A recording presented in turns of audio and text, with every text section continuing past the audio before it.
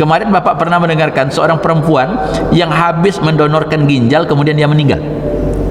Karena dia kasihan menengok seorang laki-laki, kemudian dia donorkan ginjalnya. Tapi apa yang terjadi? Begitu donor diginjalkan, dia infeksi. Yang didonorkan sehat. Kemarin Bapak juga mendengarkan seorang ibu ingin menjual ginjal. Kasusnya cuma satu, untuk membayar utang anaknya yang main game online 14 juta. Karena maaf Pak, di dunia sekarang kan berbeda. Ada anak-anak kita main judi kerjanya Pak. Cuma judinya nggak seperti judi kita Pak. Judi sekarang online, namanya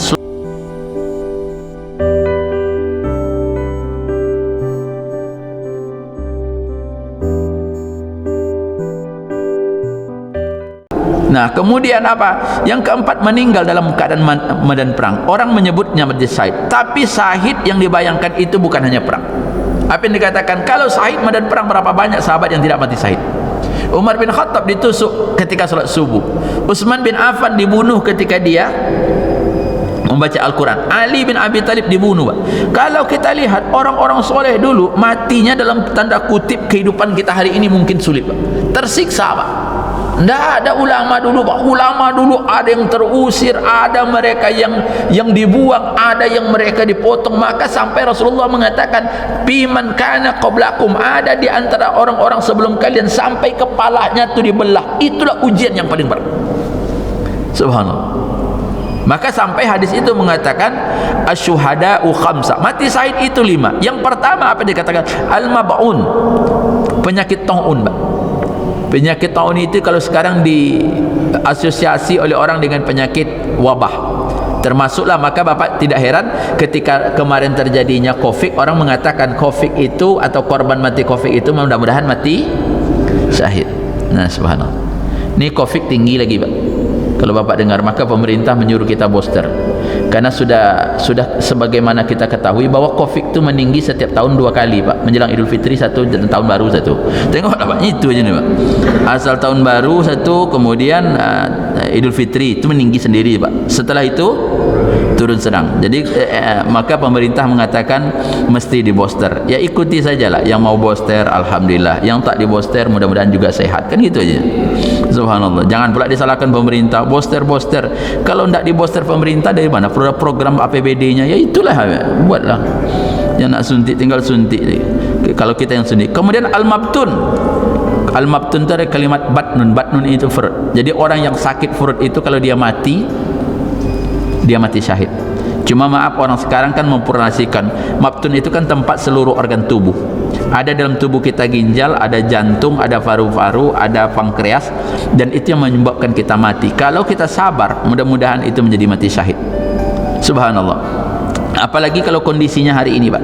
Kalau yang kita lihat kan luar biasa hari ini, bahwa sesungguhnya usia ataupun fungsi organ tubuh kita di atas 40 tahun dia akan menurun. Itu ahli kesehatan yang saya baca. Apa dikatakan? Kalau usia kita 40 tahun, maka fungsi organ tubuh kita kan 60%. Maka maaf, jangan heran kalau hari ini apa yang terjadi, orang tidak bisa mendonorkan organ tubuhnya di atas 40 tahun Pak. Kemarin Bapak pernah mendengarkan seorang perempuan yang habis mendonorkan ginjal kemudian dia meninggal. Karena dia kasihan menengok seorang laki-laki, kemudian dia donorkan ginjalnya. Tapi apa yang terjadi? Begitu donor diginjalkan, dia infeksi. Yang didonorkan sehat, yang mendonorkan wafat. Itu nggak boleh Pak. Maka dalam Islam itu la darara wala dirar. Tidak boleh menyusahkan, membuat kita kerusakan diri sendiri, dan juga tidak boleh merusak orang lain. Jadi kalau karena donor organ tubuh orang sehat kita mati, itu nggak boleh. Maka wanita itu kan akhirnya meninggal usianya. Kemarin Bapak juga mendengarkan seorang ibu ingin menjual ginjal. Kasusnya cuma satu, untuk membayar utang anaknya yang main game online 14 juta. Karena maaf Pak, di dunia sekarang kan berbeda. Ada anak-anak kita main judi kerjanya Pak. Cuma judinya nggak seperti judi kita Pak. Judi sekarang online, namanya slot.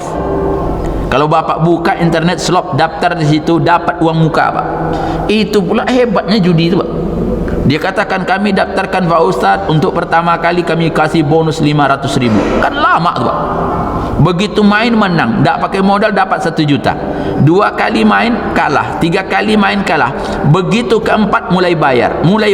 Ketika kita tidak sanggup untuk membayar, maka akan dimasukkan ke dalam slot link berikutnya, namanya pinjol, peminjaman online. Masuk di situ. Di situlah mulai pinjaman Pak, mulai pinjam. Kalau sudah mulai minjam, akhirnya apa? Seluruh anggota kakak itu akan dimasukkan di situ nomornya. Begitu anak itu sudah tidak sanggup, tidak pernah menang, utang 14 juta orang nagih. Ibunya mengata, utang mana? Anak ibu ini main judi, kami yang memodali, kalah, bayar. Kan itu yang kemarin ibu. Apa kata ibu itu? Saya mau menjual ginjal saya untuk membayar utang anak saya. Masalahnya ibu tu lah tua, ginjalnya lah banyak, juga goreng jengkol dalam. Siapa lah kan anak ni, Pak? Subhanallah. Luar biasa, Pak. Maka maaf anak-anak kita, Bapak hati-hati. Anak-anak yang main online itu luar biasa. Bapak coba lihat apa yang disampaikan oleh PPATK, Pusat Pelaporan Analisis Keuangan. Ini tahun 2022, dari awal Januari sampai September, berapa jumlah uang yang dibuat judi oleh anak-anak itu? 155 triliun, Pak. PPATK angkat tangan, nggak sanggup untuk menutup situs. Alasannya cuma 3. 1, dia katakan kelemahan sistem. Itulah kelemahan kita, untuk nutup judi tidak bisa, Pak.